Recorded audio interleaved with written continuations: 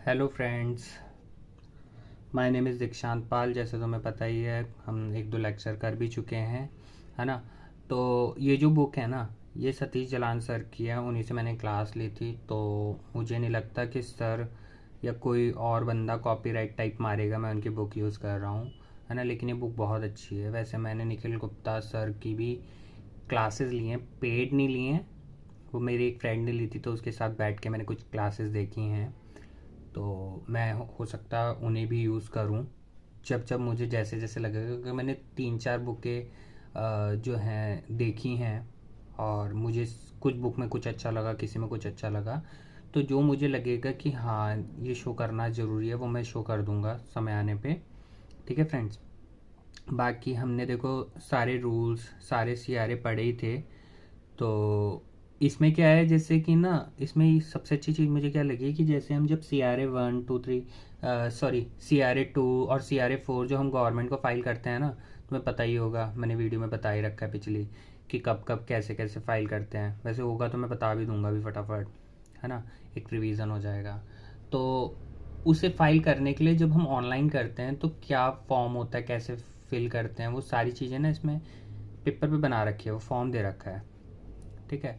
तो हम उससे देख लेंगे क्या क्या चीज़ होती है, कि ताकि ना तुम्हें थोड़ा बेसिक थोड़ा मजबूत हो जाए कि भाई कैसे होती है रिपोर्टिंग कॉस्ट ऑडिट में, क्या रिकॉर्ड्स होते हैं। अब जैसे तुम्हें पता ही है कि रिकॉर्ड्स के लिए क्या क्राइटेरिया है। रूल 3 बताता है। जैसे रूल शुरू से देखते हैं। रूल 1 में हमें बताई है शॉर्ट टाइटल एंड कमेंसमेंट, कि भाई कब से आया ये, रूल का नाम क्या था, वो ये सारी चीज़ें इसमें बताई हुई हैं। उसके अलावा रूल 2 डेफिनेशन के बारे में बताता है, अलग अलग डेफिनेशंस। रूल 3 जो एप्लीकेबिलिटी ऑफ कॉस्ट रिकॉर्ड के बारे में बताता है कि किस पे कब लगेगा। हमने पढ़ा हुआ है कि रेगुलेटेड सेक्टर क्या होते हैं, अनरेगुलेटेड नॉन रेगुलेटेड सेक्टर्स क्या होते हैं। बहुत बड़ी लिस्ट है, लेकिन मैंने जो इम्पोर्टेंट है वो छोटे छोटे बता दिए, याद करने की ज़रूरत नहीं है, बट गो थ्रू कर लेना, है ना। फिर रूल 4 कब एप्लीकेबल होगा कॉस्ट ऑडिट का। Rule 5 maintenance of cost record के बारे में बात करता है। ठीक है, मेंटेनेंस ऑफ कॉस्ट रिकॉर्ड के बारे में बात करता है रूल 5। रूल 6 कॉस्ट ऑडिट के बारे में बात करता है। तो रूल 5 मेंटेन करना है तो कैसे करेंगे, CRA 1 के अकॉर्डिंग करेंगे। कि CRA 1 में ना 31 आइटम्स दे रखे हैं, तो उसके अकॉर्डिंग करेंगे कि भाई कब कॉस्ट ऑडिट कब तक हो जाना चाहिए। ठीक है, उसकी कब तक अपॉइंट हो जाना चाहिए। वैसे ही इसमें बताया CRA 1 में 31 आइटम्स हैं। तो ये सब ना स्टडी मैट में भी है। अगर जैसे मान लो कि स्टडी मैट में भी है ये CRA 1। तो CRA 1 के बाद आता है CRA 2 में हम क्या करते हैं, हम बताते हैं सेंट्रल गवर्नमेंट को कि हमने किसको कॉस्ट ऑडिटर एज अपॉइंट किया है। तो हम उसमें सेंट्रल गवर्नमेंट को सारी चीज़ें बताते हैं, हमारा सिन जर्नल इन्फॉर्मेशन, प्रोडक्ट और सर्विस विद जिसके ऊपर कॉस्ट ऑडिट लग रहा है। ठीक है, डिटेल ऑफ ऑल हमारे, अगर और भी कोई कॉस्ट ऑडिटर हमने अपॉइंट करे उन सब के बारे में बताते हैं, किस फाइनेंशियल ईयर के लिए हुआ है ना। प्रीवियस वाला अगर कॉस्ट ऑडिटर था उसके बारे में, ये सारी चीज़ें, बोर्ड रेजोल्यूशन, ऑप्शनल अटैचमेंट अगर कुछ है तो सब बताना पड़ता है। और तुम्हें पता है कि ना कॉस्ट ऑडिटर का ऐसा कुछ रूल दे नहीं रखा है कि रोटेशन करना है। कि जैसे स्टैट्यूटरी ऑडिटर का है ना कि आप इतनी ही बार उसे रोटेट कर सकते हो, उसके बाद कूलिंग पीरियड होता है, इतने में आपको दूसरा बंदा as a cost auditor appoint करना है, कि ताकि फ्रॉड ना करे। एक ही बंदे को अगर रख लोगे तो वही कूलिंग पीरियड वाला सिस्टम आ गया, वो इसमें नहीं है। बट बहुत सारी जो PSUs हैं ना, वो वही सारे रूल्स रेगुलेशन इसमें भी फॉलो करती हैं एज स्टैट्यूटरी ऑडिटर का की तरह। लेकिन इसमें ऐसा कुछ है नहीं। CRA 3 किस चीज़ का था, CRA 3 था हमारा, देखो ये है CRA 3। इसमें हमें बताया है कि ना हम कंपनी को अपनी कॉस्ट ऑडिट रिपोर्ट देते हैं CRA 3 में। ठीक है, और उसमें हम बताते हैं जर्नल इन्फॉर्मेशन सारी देते हैं। ये 4 पार्ट में बना हुआ है, याद रख लेना कि annexure of cost audit report क्या होता है। पार्ट A जो है जर्नल इन्फॉर्मेशन। जर्नल इन्फॉर्मेशन में general details of company, general detail of cost auditor, cost accounting policies, product and service detail for the company as a whole, ये सब बताना होता है हमें, जर्नल है। फिर मैन्युफैक्चरिंग सेक्टर वालों को देना होता है quantitative informations, average cost statement यानी summary of the cost statements, detail of material consume, detail of utility consumes, detail of industry specific operating expenses. ऐसा ही सेम टू सेम सर्विस वालों के लिए भी होता है। तो बी में ये और सर्विस वालों के लिए सी सर्विस, और डी जो होता है वो देखो ये है डी है ये, बाकी डी थोड़ा सा ये भी है डी में बाकी ये चीज़ें हैं। तो डी में हमें बताया कि क्या बताना होता है, जैसे product and service profitability statement, profit reconciliation, value addition and distribution of earning, financial position and ratio analysis, related party transactions, reconciliation of indirect taxes. तो ये जो 6 चीज़ें हैं ना, ये मैं बता दूंगा कि कैसे याद करनी है इनको, ठीक है। अभी मैं तरीका बता दूंगा। तो ये जो है ये एनेक्चर है कॉस्ट ऑडिट रिपोर्ट का, कि इस तरह से जाती है कि पार्ट ए में भाई जर्नल इन्फॉर्मेशन होगी, पार्ट बी में जो होगी मैन्युफैक्चरिंग सेक्टर की ये इन्फॉर्मेशन होंगी, पार्ट सी में सर्विस से होगी, और डी में जो होगी ये होगी। तो देखो इसको ऐसे करा हुआ है मैंने कि ना, कि जब सबसे पहले तो आप कोई प्रोडक्ट बनाओगे और प्रोडक्ट या फिर कोई सर्विस दोगे तो उससे ना आपको प्रॉफिट होगा। तो product and service profitability statement आ गया। फिर उसके बाद प्रोडक्ट बना लिया, उसके बाद प्रॉफिट होगा, मैंने बता दिया। फिर उसके बाद जब प्रॉफिट होगा तो आपकी वैल्यू इनहेंस होगी, तो value added and distribution of earning होगा, आपकी वैल्यू बढ़ेगी और आप अपनी अर्निंग को डिस्ट्रीब्यूट करोगे। फिर उसके बाद आपकी फाइनेंशियल पोजीशन मजबूत होगी, ठीक है, financial position and ratio analysis, ये हो गया चौथा। फिर उसके बाद ना जब आपकी फाइनेंशियल पोजीशन बन गई तो रिलेटेड जो लोग होते हैं ना, रिलेटिव्स, वो जलने लगते हैं, तो रिलेटेड से ऐसे याद रख लेना, रिलेटिव पार्टी ट्रांजेक्शन। फिर उसके बाद ना वो रिकन्सिलेशन करने लगेंगे, मतलब कि कंपेयर करने लगेंगे अपने बच्चों को तुमसे, है ना, कि तो ऐसे कर लो कि तुम पहले प्रोडक्ट और सर्विस दोगे, फिर उसके बाद तुम्हें प्रॉफिट होगा तो तुम वैल्यू एडेड होगी तुम्हारी सोसाइटी में। फिर तुम जब पैसा खर्च करोगे ना, डिस्ट्रीब्यूशन ऑफ अर्निंग, तो उससे आपकी फाइनेंशियल पोजीशन दिखेगी कि हाँ भाई बंदा बहुत कमा रहा है। फिर रिलेटेड पार्टी में रिलेटेड पार्टी मतलब रिलेटिव्स में खलचल होने लगेगी, और फिर वो रिकनसाइल करने लगेंगे अपने बच्चों को तुमसे, है ना। तो सीएम में बन के ये चीज़ें होंगी, रिकन्सिलेशन ऑफ इनडायरेक्ट टैक्सेस। मतलब ये याद करने के लिए मैंने बताया है, बाकी या तो देखो तुम्हें खुद ही करनी है। और ये पूछ लेते हैं कि पार्ट डी की पहला क्या है, पार्ट डू का सेकंड क्या है, एमसीक्यू वगैरह में आ जाती हैं, तो एज अ सीक्वेंस याद कर लेना तो बेस्ट रहेगा। बाकी पार्ट ए में क्या बताया, पार्ट बी में क्या बताया, पार्ट सी में क्या बताया, पार्ट डी में क्या बताया, ये भी पता होना चाहिए। तो ये तो एनेक्चर हो गया कि भाई कॉस्ट ऑडिट की जो रिपोर्ट जाती है ना, कॉस्ट ऑडिटर देता है कंपनी को, तो वो किस फॉर्मेट में जाती है। उसके बाद आ जाता है CRA 4 for filing the cost audit reports with central government, form for filing cost audit report with the central government. तो 4 ये बताता है कि अब भैया हमने दे दी, अब किसका काम है, कंपनी का काम है कि सेंट्रल गवर्नमेंट को वो दे, रिपोर्ट भेजे विद इन 30 डेज। हमने पढ़ा भी था पिछले लेक्चर में अगर याद होगा तो, ठीक है। तो वो भी XBRL फॉर्मेट में पड़ती है। बाकी CRA 1 में हमें देखो सारी चीज़ें बताई हैं, ये हमने पढ़ी भी थी, ये चीज़ें कुछ पढ़ ली हैं और कुछ पढ़नी भी हैं, तो वो हम पढ़ेंगे, टेंशन ना लो, ठीक है। उसके अलावा मैं बताता हूँ, जैसे देखो मैं तुम्हें बता रहा था ना, ये रहा देखो, इस तरह से फॉर्म जाता है CRA 2 का, ठीक है। तो ये फॉर्म जाता है हमारा, ये रहा फॉर्म, कि भाई इसमें क्या जाता है, पहले तो लिखना होता है तुम्हें, इंग्लिश में भरना है, हिंदी में भरना है। फिर उसके बाद और डिटेल्स आती हैं, SIN number, GLN number, name of company, address, email ID, phone, मतलब ये वो इन्फॉर्मेशन है जो तुम्हें सब पता ही होती हैं, वो सारी इसमें फॉर्म में भर देना ऑनलाइन। ये अगर तुम कहोगे तो मैं तुम्हें फ़ोटो खींच के डिस्क्रिप्शन में डाल दूँगा, देखूँगा, ठीक है। बस ये है जर्नली मैंने बताया कि इस तरह से होता है, इसमें ये सारी चीज़ें होती हैं, ये फॉर्म है ऐसा, इस तरह का 3 पेज का फॉर्म होता है, इसमें इस तरह का होता है CRA2, ऐसे CRA3 होता है। CRA3 हम दे रहे हैं अपनी रिपोर्ट, जैसे और वो भेजता है ना स्टैट्यूटरी ऑडिटर, उसी तरह हमें भी देनी होती है ये रिपोर्ट। कहीं भी मिल जाएगी, गूगल पे भी देखोगे ना तो वहाँ भी मिल जाएगी तुम्हें। बस मैं जर्नली बता रहा हूँ कि इस तरह से होती है ये। बाकी फिर एनेक्शर रिपोर्ट में part A, part B, part C, अलग अलग चीज़ें होती हैं, है ना।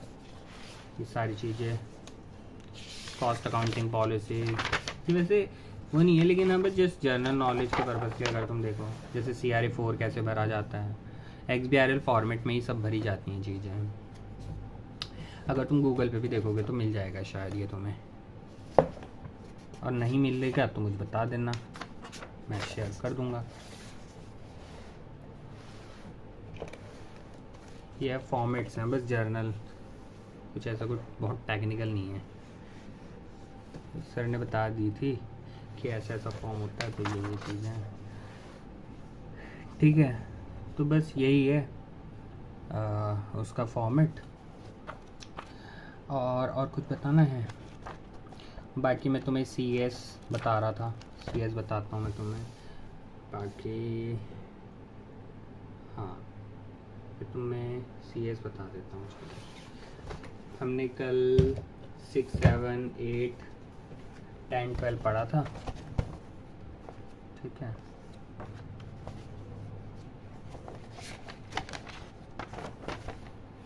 CS1 बताता हूँ। ये निखिल गुप्ता सर ने बनवाया था, तो मैंने ऐसे रफली बना लिया था। तो देखो CS1 क्या है, classification of cost, classification of cost CS1 है, बहुत इंपॉर्टेंट है, क्योंकि अगर तुम क्लासीफाई नहीं कर पाओगे ना तो तुम कुछ कर ही नहीं सकते काम। तो तुम कभी जाओगे कि इंटरव्यू भी दोगे ना कॉस्टिंग प्रोफाइल का, तो तुमसे सबसे पहले यही पूछा जाएगा, क्लासिफिकेशन ही पूछेंगे। और वो तुम्हें थोड़े टेक्निकल से देंगे कि भाई ये किस में आएगा, जैसे तुमसे बोल देंगे कि क्या डायरेक्ट इनडायरेक्ट होता है कॉस्ट में, है ना, नॉर्मल अब नॉर्मल क्या होता है, कॉस्ट शीट पूछते हैं। तो ये जो है ना बेसिक ही क्वेश्चन पूछते हैं, बहुत टेक्निकल नहीं पूछते हैं, क्योंकि अगर तुम्हें बेसिक ही नहीं आता फिर तो वो तुम्हें लेंगे ही नहीं कभी, देख लेना, ठीक है। तो अब हम देखते हैं क्या है, जैसे कि ना एबनॉर्मल कॉस्ट डेफिनेशन। अब तुमसे मैं पूछूं एबनॉर्मल कॉस्ट क्या होती है, तो क्या बताओगे? पता है तुम्हें, लेकिन एक्सप्लेन नहीं कर पाओगे। एबनॉर्मल कॉस्ट हम कहते हैं अनयूजुअल और atypical of cost whose occurrence is irregular and unexpected, जो इरेगुलर भी है और अनएक्सपेक्टेड भी है। मतलब इरेगुलर और अनएक्सपेक्टेड का मतलब, अगर ये दोनों कंडीशन फुलफिल हो रही हैं तो वो एबनॉर्मल कॉस्ट होगी, वरना नहीं होगी। अब क्या होती हैं इरेगुलर? इरेगुलर का मतलब है कि वो रेगुलरली ना हो रही हो। अब कोई चीज़ जो है वो रेगुलर हो रही है, जैसे मान लो मैं तुमसे पूछूं बाढ़, तुम बोलोगे बाढ़ रोज़ रोज़ थोड़ी ना आती है, कई सालों में एक बार आती है। लेकिन कोई ऐसा एरिया है जहाँ हर साल या हर महीने, हर 3-4 महीने में आती है, तो उनके लिए वो एबनॉर्मल कॉस्ट नहीं होगा, उनके लिए तो नॉर्मल ही है ना, ये इरेगुलर नहीं है, रेगुलरली आती रहती है, तो उनके लिए अब नॉर्मल नहीं कहेंगे, हम इसे घुमा सकते हैं ना। तो ये नॉलेज होनी चाहिए। उसके बाद अनएक्सपेक्टेड, अनएक्सपेक्टेड से मतलब क्या है? अनएक्सपेक्टेड से मतलब ये है कि वो एक्सपेक्टेड ना हो। जैसे मान लो कि सर ने एग्जांपल दिया था कि एक बॉयलर है जो 500 डिग्री तक चल जाता है, ठीक है। अब हम उसे गर्म कर रहे हैं 500 डिग्री से ज़्यादा चेक करने के लिए, हमने करा 500, उन्होंने बोला है, हम 550, 600 तक पहुँच गए, ठीक है, और वो फट जाता है जिससे हमारा बहुत नुकसान हो जाता है। तो अनएक्सपेक्टेड है, नहीं हमें एक्सपेक्टेड था, हमने 600, 650 पे ले गए थे, तभी वो फटा, तो उसको हम एबनॉर्मल नहीं कहेंगे। जो अनएक्सपेक्टेड हो, मान लो 400 या 300 पे ही फट जाए वो, तो अनएक्सपेक्टेड है कि अनएक्सपेक्टेडली फट गया, या इरेगुलर है। तो दोनों चीज़ें फुलफिल होनी चाहिए, इरेगुलर हो और अनएक्सपेक्टेड हो। अगर वो रेगुलरली हो रहा है तो वो एबनॉर्मल नहीं होगा, और एक्सपेक्टेड है कि वो होगा।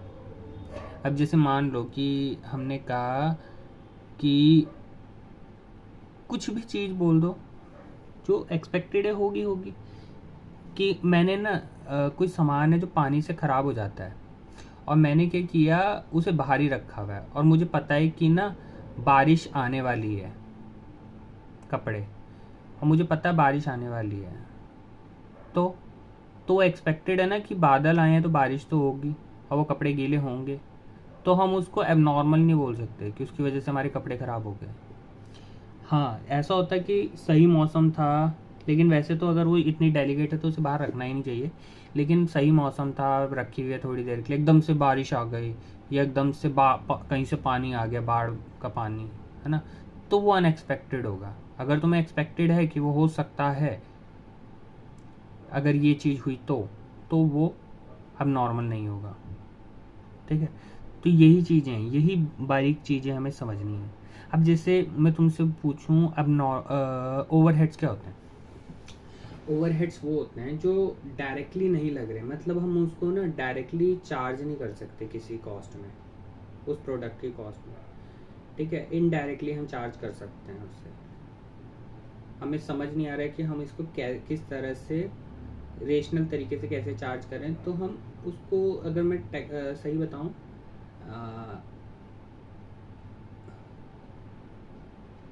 एप्रोप्रिएशन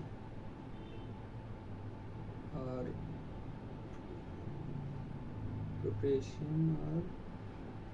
एलोकेशन, हाँ, हम उसे सही से एलोकेट अगर नहीं कर पा रहे, क्योंकि डायरेक्ट तो सारे एलोकेट हो जाते हैं ना सही से, कि भाई एक चीज़ इसमें इतना मटेरियल लग रहा है, तो हमें पता है कि वो एलोकेट हो गया, है ना, कि 100 ग्राम ही लग रहा है इसमें, तो हम उस 100 ग्राम की कीमत उसमें जोड़ देंगे जो भी होगी उस मटेरियल की।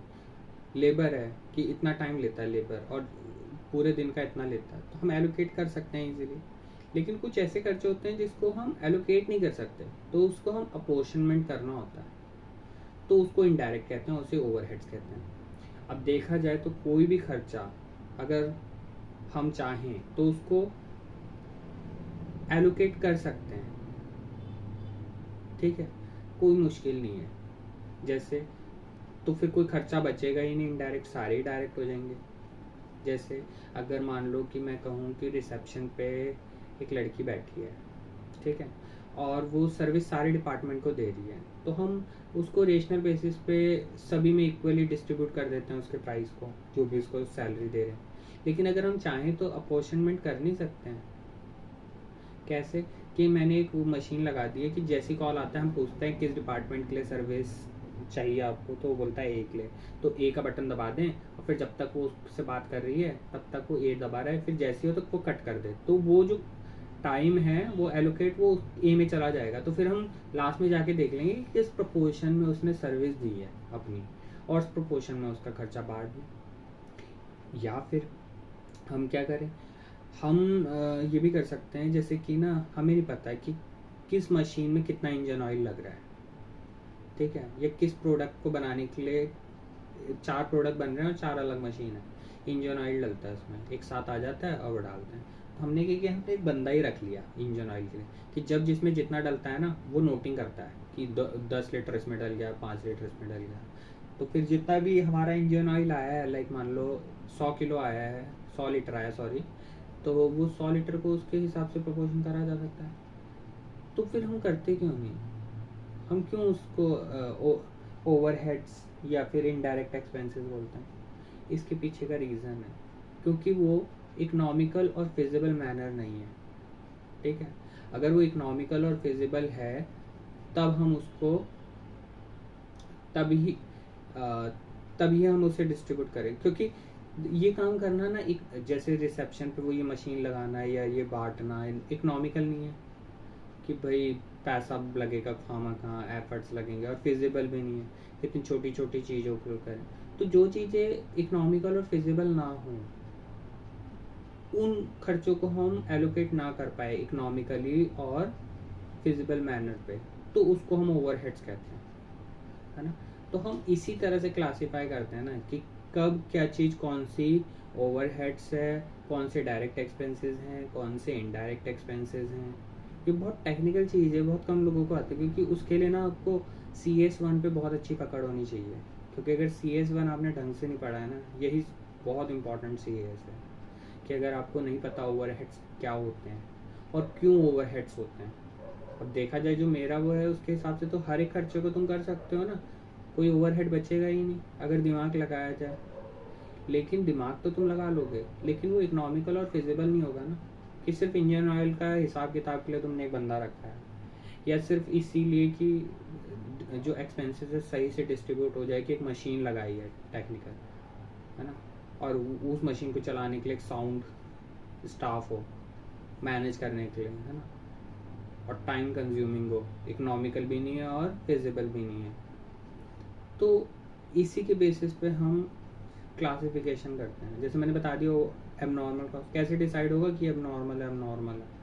अब बाढ़ आ गई, हर बार आती है, हर महीने 3 महीने में आ जाती है, वो कहते हैं कि बाढ़ की वजह से नुकसान हुआ, ये एबनॉर्मल कॉस्ट है। भाई नहीं, समझो ये एबनॉर्मल कैसे है, ये तो रेगुलर हो रही है ना। अगर ये इरेगुलर होती, 5 साल 10 साल 50 साल बाद आती है बाढ़, बादल फटता है, तो हम इसको एबनॉर्मल कहेंगे, क्योंकि इरेगुलर होती है ना चीज़ें।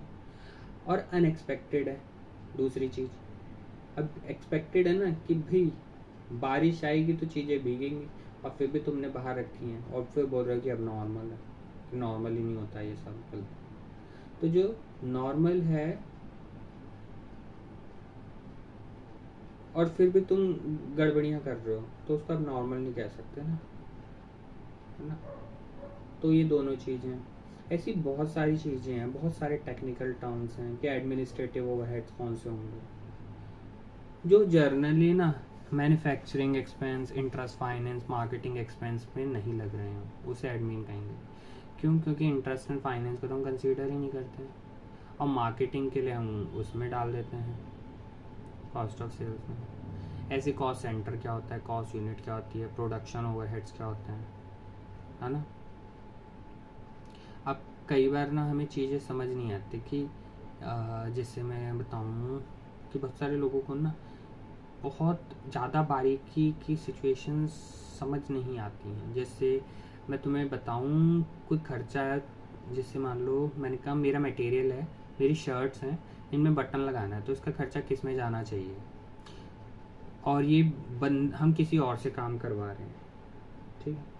तो अगर हम ये किसी बाहर के बंदे से करा रहे हैं, लेकिन उसे बहुत नॉमिनल चार्ज दे रहे हैं कि इसके लिए कोई स्पेशलाइजेशन नहीं चाहिए, ये कोई भी कर सकता है, तब तो ये मटेरियल का ही पार्ट मान लेंगे हम, इसे मटेरियल कॉस्ट का ही पार्ट बना लेंगे। लेकिन अगर कोई सर्टेन स्पेशलाइजेशन चाहिए, कोई डिज़ाइन, कोई एक्सपर्टीज चाहिए, जैसे एम्ब्रॉयडरी करनी है, हर कोई नहीं कर सकता, उसके लिए हमने डेलीगेट सब कॉन्ट्रैक्टिंग कर दी एक टीम को, एक बुटीक को, तब वो डायरेक्ट एक्सपेंसेस होगा, तो वो डायरेक्ट एक्सपेंसेस में जाएगा।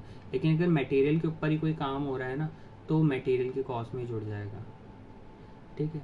लेकिन अगर मान लो कि कोई ऐसा काम करा रहे हैं जो डायरेक्टली नहीं है, जैसे मशीन है या जनरेटर है या कोई भी चीज़ मशीन की है, एसी है, उसका रिपेयर मेंटेनेंस हो रहा है तो वो फैक्ट्री में ही, तो उसे हम डायरेक्ट एक्सपेंसेस ना कह के फैक्ट्री ओवरहेड में डालेंगे, क्योंकि एसी का कुछ लेना देना नहीं है प्रोडक्शन से। फॉर एग्जांपल वो एम्प्लॉयज़ के लिए लगाया हुआ है, लेबर्स के लिए लगाया हुआ है कि गर्मी बहुत होती है फॉर एग्जांपल। तो हमें बहुत सारी चीज़ों को मद्देनज़र रख के ही क्लासिफिकेशन करना होगा, ठीक है। अब classification should be based on the similar nature, attribute और रिलेशनशिप।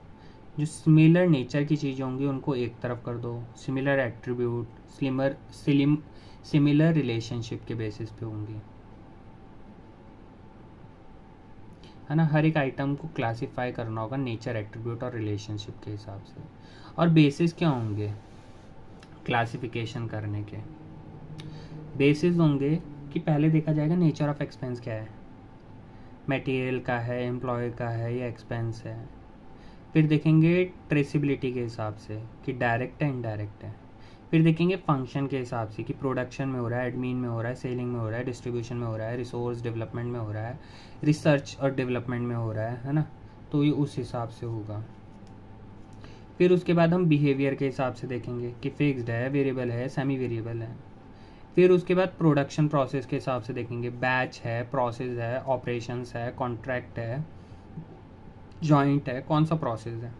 तो हर एक के हिसाब से हम उसे क्लासिफाई करेंगे। तो इसमें ना हमारी पकड़ बहुत मजबूत होनी चाहिए कि आप देख के बता दो कि सही आपका दिल और दिमाग क्या कह रहा है इसके विषय में।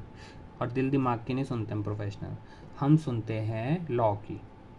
तो अगर कुछ चीज़ समझ ना आ रही हो तो अपना कॉस्ट अकाउंटिंग स्टैंडर्ड 1 उठा कर देख लो। फिर भी समझ नहीं आ रहा है तो किसी एक्सपर्ट की हेल्प ले लो। फिर भी समझ नहीं आ रहा है तो हमारा एक टेक्निकल सेल होता है इंस्टीट्यूट का, वहाँ पे कॉल कर लो, वहाँ पे मेल कर दो, उनकी राय ले लो, है ना। और वैसे भी समय समय पे ना क्लेरिफिकेशंस आती रहती हैं, उनको पढ़ लो, है ना।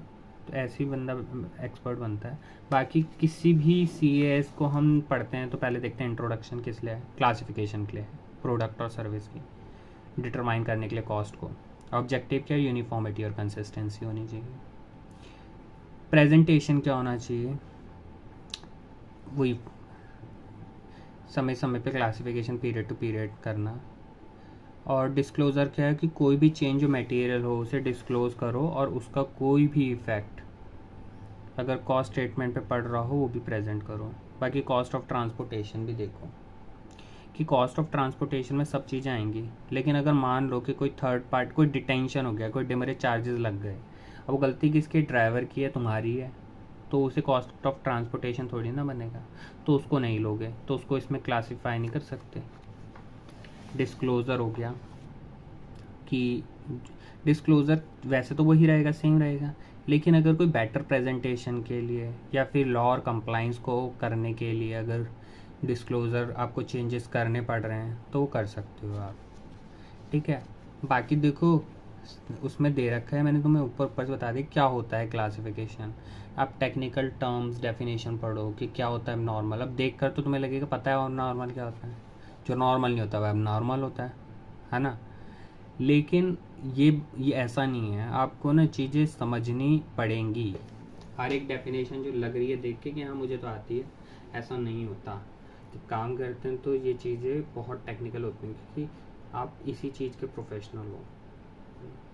आपको अगर इसकी नॉलेज नहीं है तो फिर बहुत गलत चीज़ है। बाकी किसी की नॉलेज नहीं है चलेगा, लेकिन कॉस्ट की नहीं है तो नहीं चलेगा, ठीक। तो CS1 कर लिया हमने, आज करेंगे देखो सारे ही हम। फिर उसके बाद आ जाता है भैया, वीडियो थोड़ी लंबी में हो जाएगी, कैपेसिटी डिटरमिनेशन का भी पढ़ ले, चलो पढ़ ले। इसके क्वेश्चन भी हैं वो भी बता दूंगा मैं, अगर आज होगा तो ठीक, वरना कल कर लेंगे क्वेश्चन। वैसे इजी हैं, बहुत सिंपल है। CAS2 क्या है, capacity determination. Capacity determination, capacity का मतलब क्या होता है, क्षमता, ठीक है, क्षमता। अब कैसे पता चलेगी किसी की क्या कैपेसिटी है, वही डिटरमाइन करने का अलग अलग टर्म्स बताई हैं, देखेंगे किसकी क्या कैपेसिटीज़ हैं। जैसे रिपोर्टिंग रिक्वायरमेंट क्या है, फॉर्म CRA 4 में पैरा 18 है,